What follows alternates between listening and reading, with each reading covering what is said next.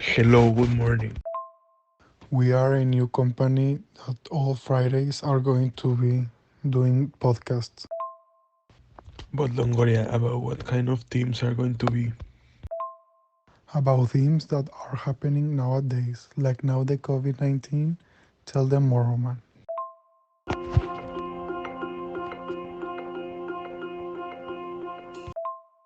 We're going to talk about the negative effects of the COVID-19 and how this virus is affecting all of us. But first, tell us, Longoria, exactly what is the correct definition of this virus? COVID 19 is an infectious disease caused by a new virus that has not been detected in humans today. The virus causes a respiratory illness like the flu with various symptoms like cough, fever, etc. To protect yourself, you can wash your hands regularly and avoid touching your face. Okay, Longoria, thank you. Okay, now that you know more about this virus, let's start with the most important information that you need to know. I recommend to take notes. According to Human Rights Watch, the COVID-19 crisis has a potentially far-reaching long-term negative impact on children around the world. Human Rights Watch said in a report released today.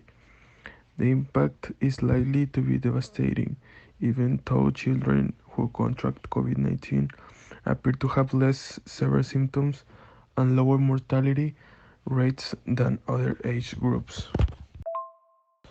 The group that has more mortality are the people that are around 60 years or more.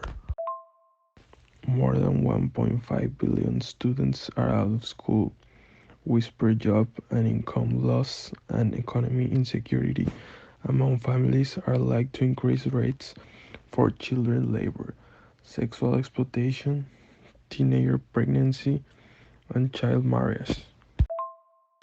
Stresses on families, particularly those who live in under quarantines and lockdowns, are increasing the incidence of domestic violence as the global death toll from COVID-19 increases. Large numbers of children will be orphaned and vulnerable to exploitation and abuse. That is terrible. I have another information that you need to know. According to the Economic Commission of Latin America and the Caribbean, ECLAC, the Executive Secretary of the Economic Commission, Alicia Barcena, warned today that the coronavirus pandemic will have devastating effects on the global economy that will certainly be more intense than a distinct from those felt during the 2008 and 2009 global financial crisis. Adding the Latin America and Caribbean countries will not be spread signs, they will be affected through numerous channels. According to Alicia Barcena, the coronavirus crisis will go down in history as one of the worst in the world. She explained that this virus engine an essential global public good, human health, and it will impact an already weakened global economy, affecting in both from the supply and demand side, whether through the interruption of product chains, which will severely hurt global trade, or through the loss of income and probability due to higher employment and greater difficulties to pay debt service obligations. Now that you mention this, last day I read an article say that the competence of the Pollo Loco, the name is Pollo, closed her company by the COVID-19. According to Simon Borges, the COVID-19 pandemic is first and foremost a health crisis. Many countries have decided to close schools, colleges, and universities. The crisis crystallizes the dilemma policymakers are facing between closing schools, it means reducing contact and saving lives, and keeping them open, allowing workers to work and maintaining the economy. The severe short-term disruption is felt by many families around the world.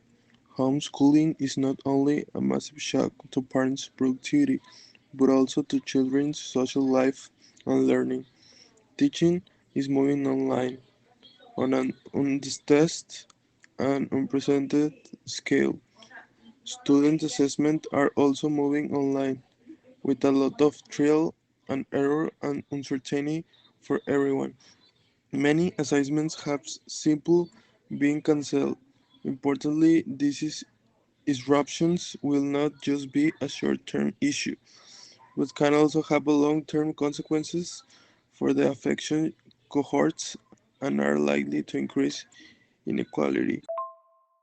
According to Joseph Ford, the direct impact of COVID-19 on children seems to be less severe than on adults, but indirect and hidden consequences will have a lasting effects.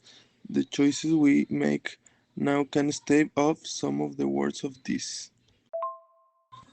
Now, I am going to mention 3 ways to protect your mental health during and after the COVID-19. According to World Economic Forum, the first way to protect is understanding how the COVID-19 pandemic and measures to prevent the virus transmission affect your mental health can help us adapt. The second one is to from focusing on everyday boosts to mental health to empowering our communities. These experts' recommendations can help. And the third one and the last one, improving our mental health hygiene now could help us create a new normal for mental well-being in the future. We hope that you learned something of this podcast.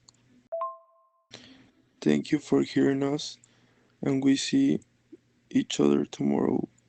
Bye bye. Thank you for your attention.